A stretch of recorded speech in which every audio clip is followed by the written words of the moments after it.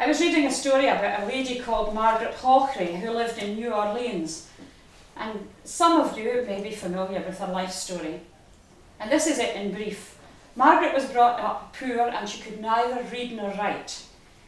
She did marry and had a child, but unfortunately both her husband and her child died, and once again she was left destitute. She took a job in a laundry doing the ironing to make money, and whilst she was ironing, she watched the children play in the local orphanage. And every week when she got paid, she would hand over some of her earnings into that orphanage for the children. Somehow, and maybe in this day and age we should try to find out how, she managed to be able to save a little for herself each week. And eventually she had enough money to buy 2 cows and a cart and 2 milk churns. And she went out selling the cow's milk. She would deliver to hotels and big houses, and she would beg for food and take it back to the orphanage along with the milk. With great determination and hard work, her little business flourished, and she sold her milk business and bought a bakery. Never forgetting the orphanage, she would now supply them with bread and cakes. When Margaret died, it was not a surprise to find that she had left her money to the orphanage, on the proviso that they would help all parentless children, no matter what their colour or nationality. She was the first lady to have her statue placed in a quiet corner of the square with her arm around a child, and she was known as the bread woman who supported the orphanage. As I read this story, I could relate it to the work that the Unitarian women do, whether they have a women's league or whether they don't. Margaret obviously had made some impression on the people she delivered to, and they were willing to give her food for the children. The cost to her was nothing. As we meet in our own leagues, churches and districts, and not necessarily just Women's League, and hopefully when we visit people who are not able to join us, we can deliver food in a different fashion, with our friendship and our fellowship, as well as our faith, our hope and our love, the qualities that we have been given freely, with no cost to anyone else. And just as people put their faith in Margaret, so we can deliver not only spiritual faith, but faith in human nature. And I'm sure you'll all agree, in this horrendous world that we live in, there's lacking of this human nature.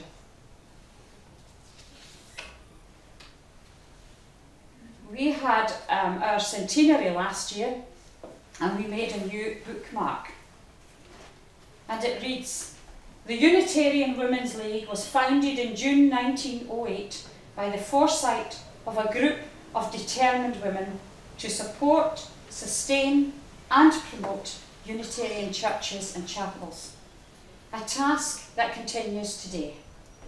Over the past years, many thousands of pounds have been raised to help others, both within our denomination and further afield. This has been achieved by the friendship and fellowship of our members." And I would like to say now, if there are any ladies here who do belong to the Women's League, I would like to meet with you so that I can have a photograph taken if there are any Women's League ladies here. I don't know whether there's a lady here, I don't know what her second name is, but she's called Maureen. No? I was told by Joyce Thompson to say hello to her if she was here. She seemingly receives the league letters and from the fellowship. "May the strength of the hills give you courage, the calm of still waters give you peace, the joyfulness of mature give you hope, and the wonder of the seasons never cease. May the beauty of the morning lift depression, the quiet of the evening give you rest, the voyage of your life be smooth and tranquil, and all the days ahead be truly blessed." Thank you. Pulpits are beautiful things. for some. I have a pulpit in my church and I very seldom use it. The children call it Rev Bob's cockpit. And of course, I was from a lady from Ireland was my mother, born up in farmland, and she even put me on the dung heap, but it didn't make any difference, I didn't grow very tall. So when I get into some of these things, I feel as if I'm like a parrot looking over, you know, the hillside. But in my earlier days, in growing up and professional, then I became a salesman. I used to sell sand to the Arabs. So I was told. Into marketing, and then from marketing I came into ministry, and all I did was change my product. It was sure and steadfast. But it's only as sure as I want to make it. And the reading that Mary read was taken out an old hymn book. And in that hymn book at the back there are many readings, and it talks about my church. Now my church will be as strong as I am, not as my neighbour, but as I am. And you need to be very, very strong when you are a member of a church. You need to be tolerant. Have tolerance for one another. Some people talk about God. He or she. Some people don't even use the word. And again, if you were listening to the prayer that Mary did, I deliberately picked out the one that didn't even use the word God. Brian's so happy about that.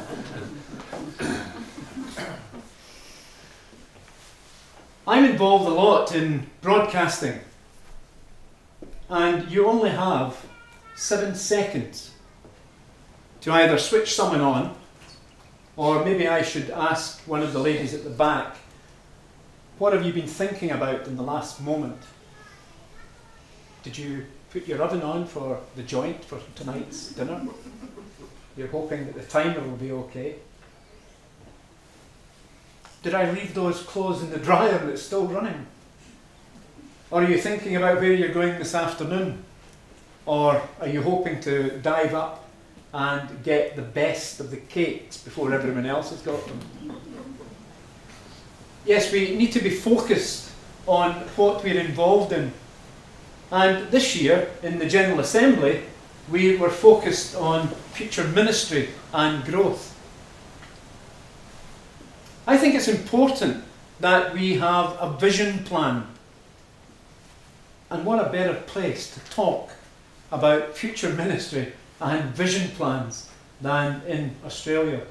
In fact, right where we are sitting here today, because we need commitment to keep this beautiful place and the history alive. And it's only through commitment that the Unitarian movement will always be heard out there in your community, by talking about it, not thrusting it down someone's throat or trying to brainwash them as some of the national churches would like to do, but just talking gently about your faith and your beliefs, your fellowship. I remember many years ago when I was introduced into the Unitarian movement, because I, first of all, was a Congregationalist minister. But when I was a boy, I was a Church of Scotland, taken by my parents, came up through the Church of Scotland. And then, of course, for my sins, I married a Congregationalist and became a Congregationalist. And then, of course, a Congregationalist minister. I left marketing and entered university and college once again. And to become a Unitarian, I had to go back to college, as Joe well knows. And there I had to learn the history of Unitarianism. But whilst I became a Unitarian, I was reminded that people are human beings, and people have different viewpoints.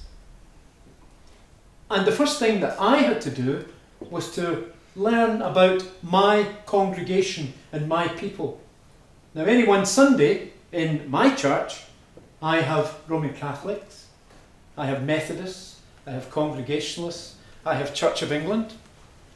They all come for their own reason, but they enjoy coming and being in fellowship with one another